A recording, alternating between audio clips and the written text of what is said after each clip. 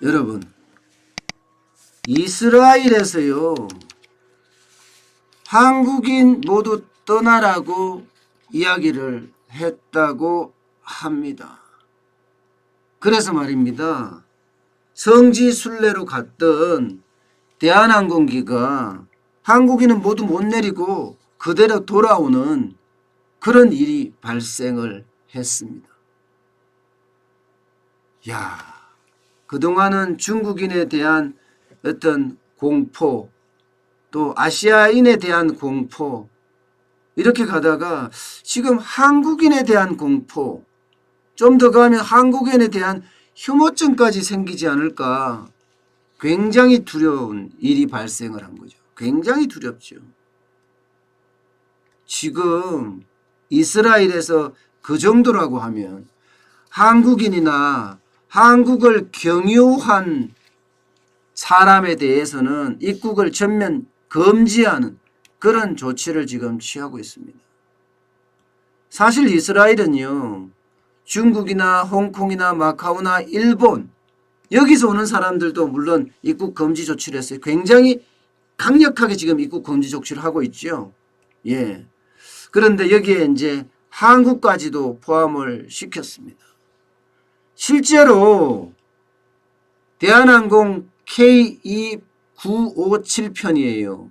이게 이스라엘에 도착을 해서 성지순례하는 134명인가요? 이 인원들이 2시간 후에 입국을 당연히 금지했고 거절했고요. 본국으로 떠나보내라 이렇게 지시했다고 합니다. 야, 상황이 이런데 사실 이스라엘에 있는 우리 대사관인가요? 여기는 늦게 알았대요. 늦게. 그러니까 이스라엘도 아주 긴급한 조치를 취한 거죠. 사실 이스라엘이 대한민국에 대해서는 호의적입니다. 워낙 많은 사람들이 이스라엘 방문을 하잖아요.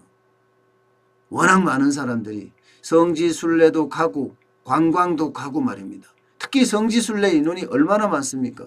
그런데도 불구하고 과감하게 이렇게 문을 닫아 걸었습니다. 문제는요, 이게 이스라엘에서 끝나지 않는다는 사실이에요. 벌써 전 세계 14개 국가입니다. 어제 기준으로 14개 국가예요. 어제 기준으로 14개 국가가 한국인에 대해서 이동 제한 조치를 벌써 시작을 했습니다.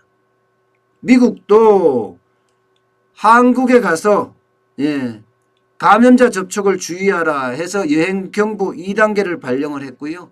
대만도 마찬가지 여행경보 발령을 했습니다. 벌써. 베트남도 마찬가지고요.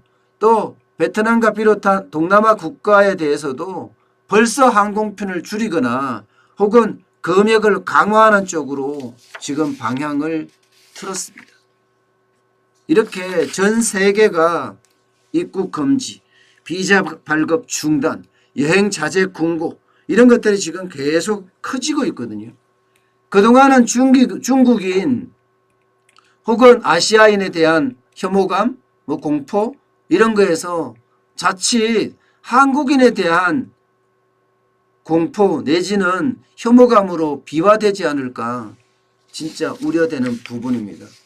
문제는 이렇게 되면요, 여러분, 사실 대한민국은 수출 주도의 국가입니다. 그래서 전 세계에다가 물건을 수출을 하는 나라예요. 이렇게 입국 금지가 떨어지고 비자 발급이 중단되고 여행 자제를 권고한다면 대한민국의 건강조차도 지금 흔들릴 수 있는 그런 위기에 봉착을 했습니다. 수출을 하려면 바이어하고 상담하기 위해서 가야 합니다. 인터넷으로 하는 것도 방법이긴 하지만 사실 면대면 얼굴과 얼굴을 보면서 하는 게 굉장히 중요하거든요. 그런데 얼굴과 얼굴을 보지 못하고 한다는 것은 그만큼 수출이 힘들어진다. 그런 이야기까지 나올 수밖에 없습니다. 이게 지금 14개 국가죠. 점점 늘어난다면 이번 주에 확진자가 1000명 이상 늘어나게 되면 뭐 이것은 불문가지입니다. 더 많은 나라들이 대한민국 사람들을 오지 마라. 대한민국의 수출 배 오지 마라. 지금 이렇게 할 가능성이 커졌습니다. 이렇게 되면요. 경제가 점점 우리의 주력이라고 하는 수출마저도 큰 타격을 받지 않을까 그런 생각까지 듭니다.